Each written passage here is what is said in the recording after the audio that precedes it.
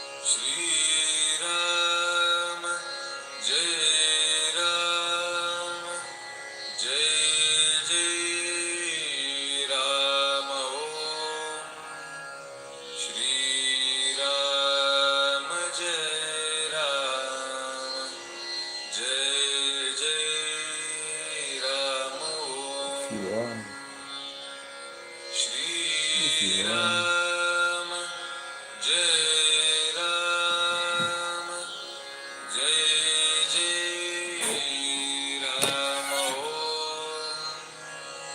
Shri Ram, Jai Ram, Jai Jai Ram. Shri Ram, Jai Ram, Jai Jai Ram.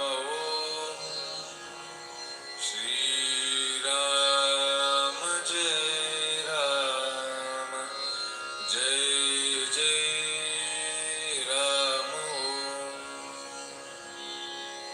Shri Ram, Jai Ram, Jai Jai Ram. Shri Ram, Jai Ram, Jai Jai Ram. Shri Ram, Jai Ram, Jai Jai Ram. Shri Ram, Jai Ram, Jai Jai Ram. Shri Ram, Jai Ram, Jai Jai